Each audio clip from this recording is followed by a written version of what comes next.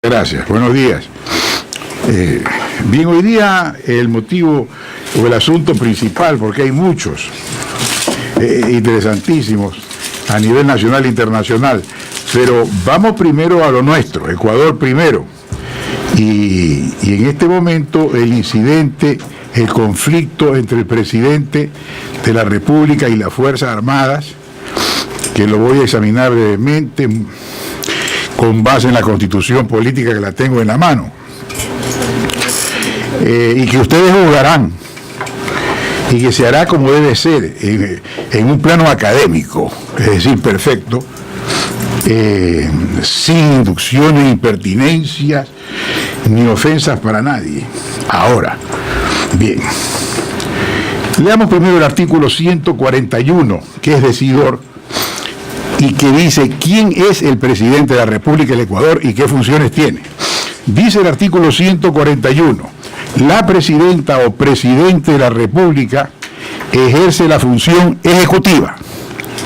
Me detengo allí porque hay otras funciones que son la legislativa, la judicial, la electoral, la de transparencia. Bien, entonces, repito, la presidenta o el presidente de la República ejerce la función ejecutiva.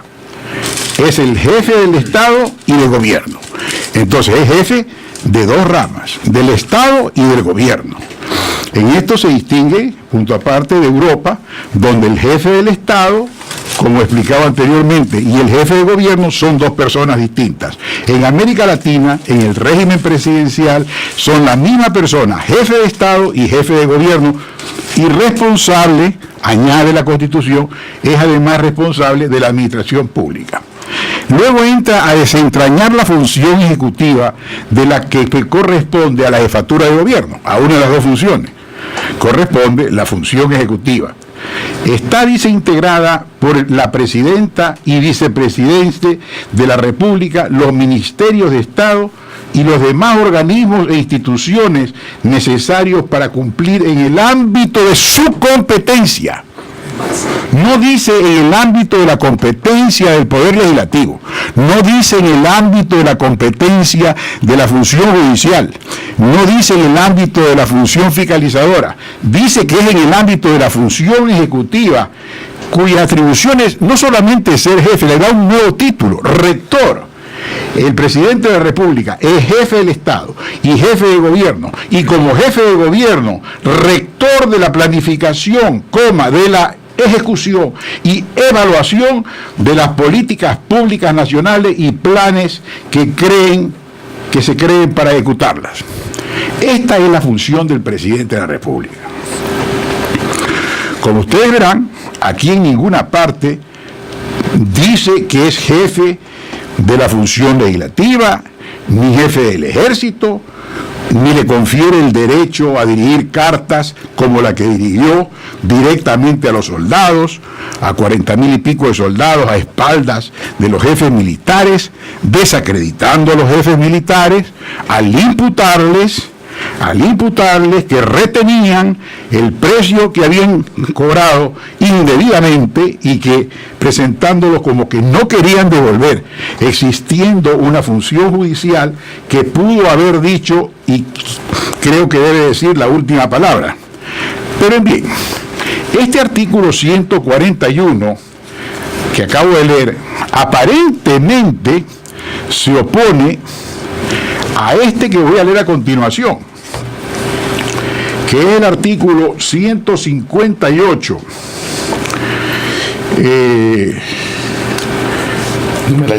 el artículo 140, la presidencia de la República es el 147, el 147, numeral 16. Aparentemente este artículo que acabo de leer, que es el 141, se opondría al artículo 147, que en su numeral 16 dice del presidente de la República exactamente lo siguiente: son atribuciones y deberes del presidente de la República. Número 16, ejercer la máxima autoridad de las Fuerzas Armadas.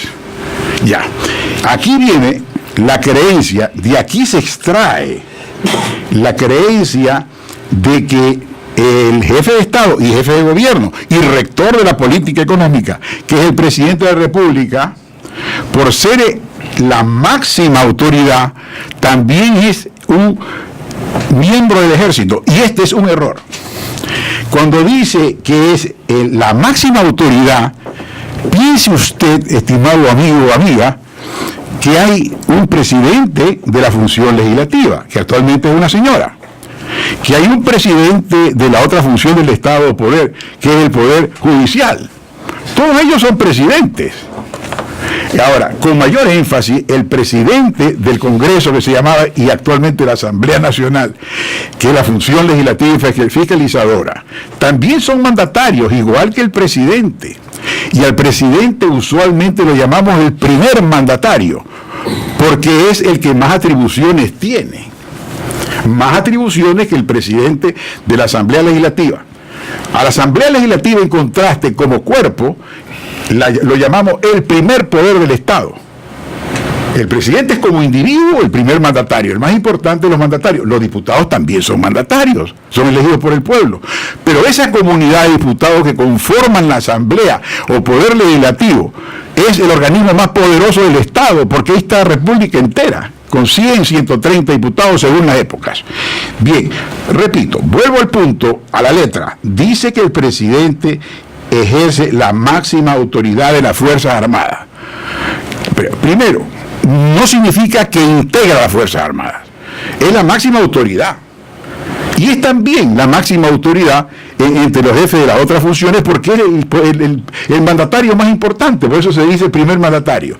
Es decir, no hay ninguna oposición en llamarlo la máxima autoridad y decir que eso no lo autoriza a dirigir cartas desacreditando a los oficiales militares.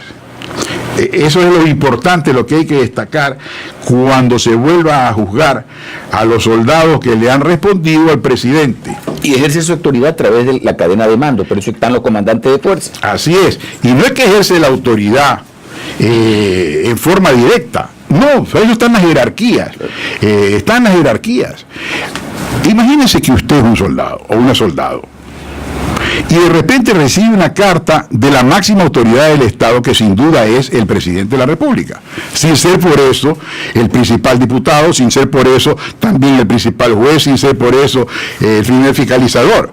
Recibe usted una carta en la cual le están hablando a usted como soldado, le están diciendo que sus jefes militares, es decir, sus capitanes, sus generales, ellos son en definitiva, al retener, porque los acusa es de retener dinero.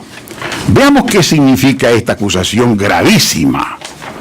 Gravísima acusación con perfiles penales contra el presidente de la República. Cuando él dice, afirma, en lugar de recurrir a la función judicial, que puede administrar justicia y decir quién tiene la razón, si los militares deben devolver los 40 millones que supuestamente cobraron en exceso.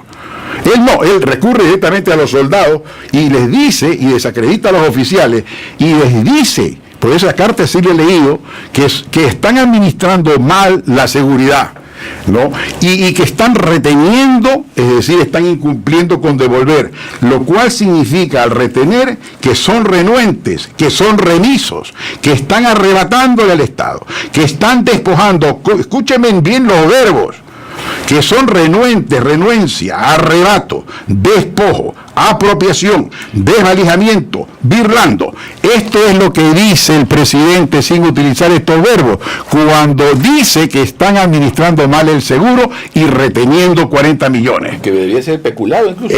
Sí. Ahora, ¿qué piensa usted, estimado oyente, si usted como soldado recibe esto?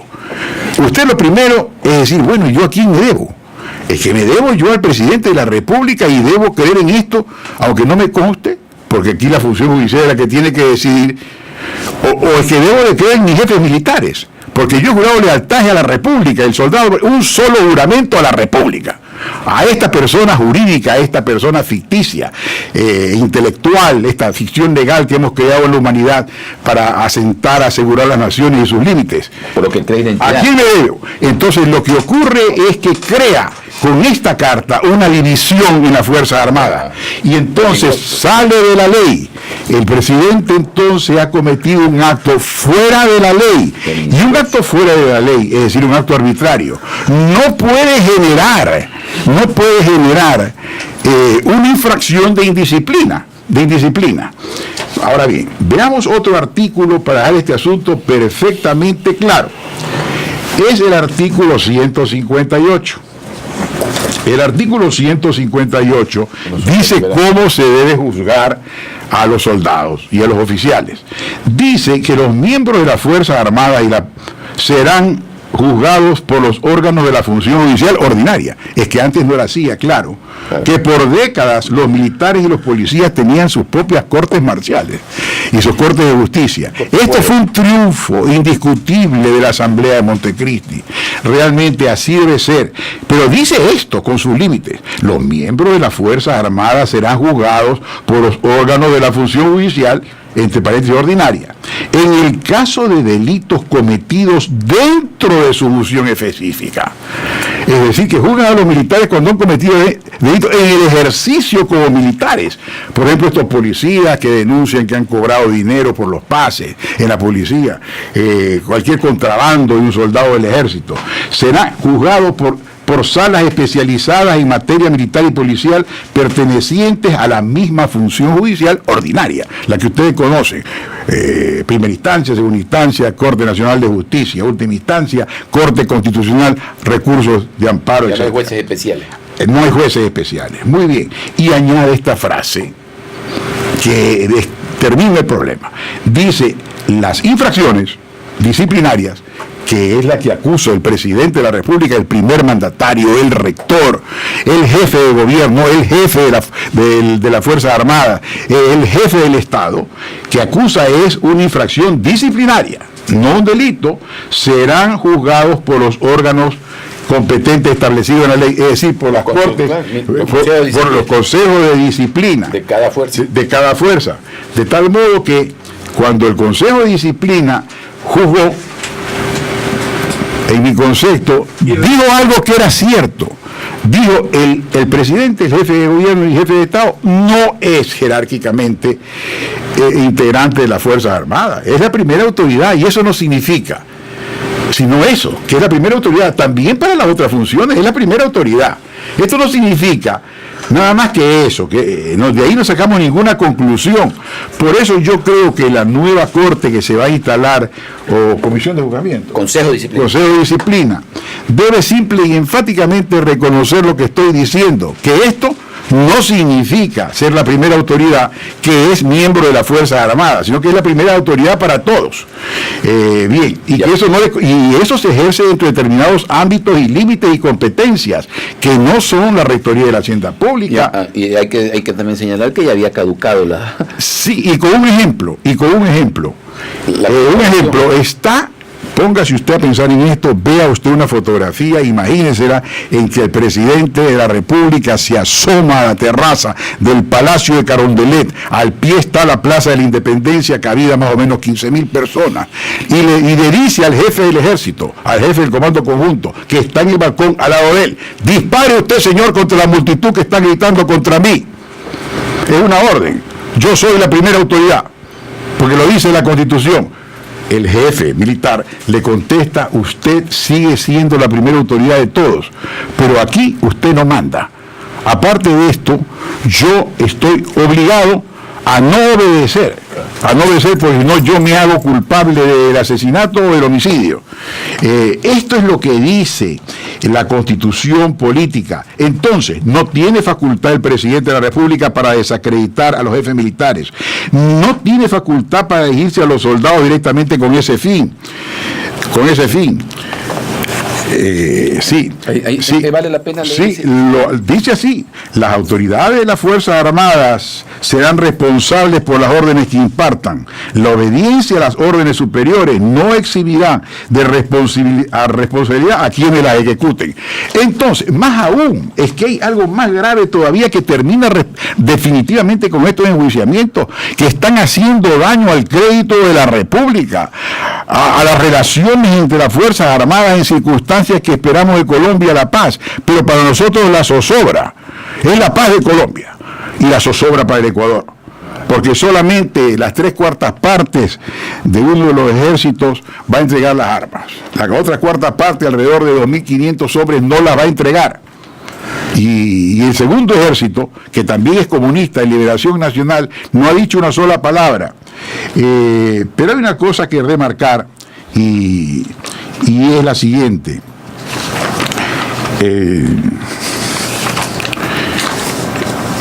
No puede ordenar disparar sobre una concentración o decide la oposición.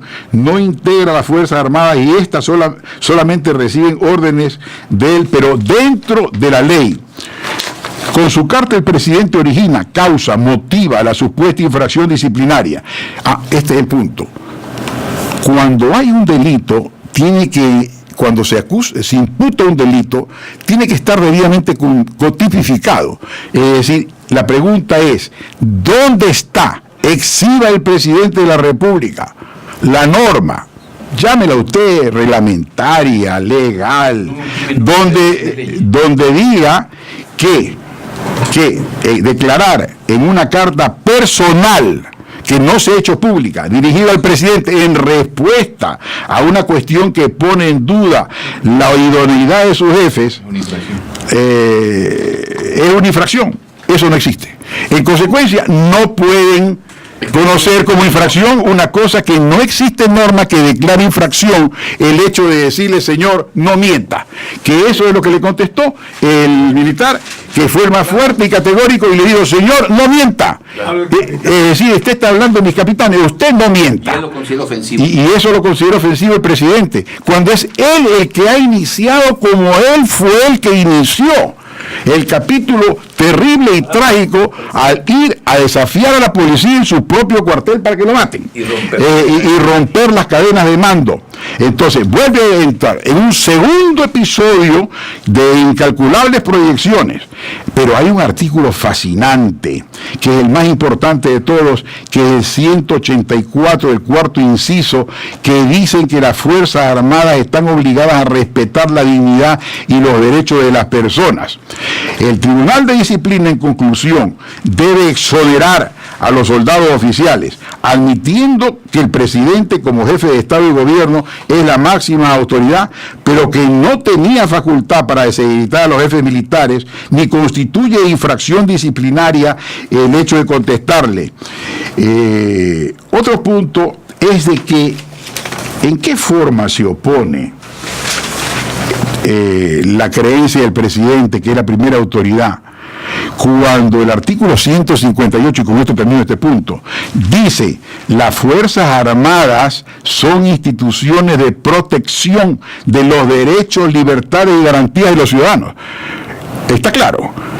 Entonces, las Fuerzas Armadas observan que el presidente de la República, él está dictando normas constitucionales que deben emitirse en una asamblea constituyente, y que las emitió en un congreso ordinario, una asamblea ordinaria.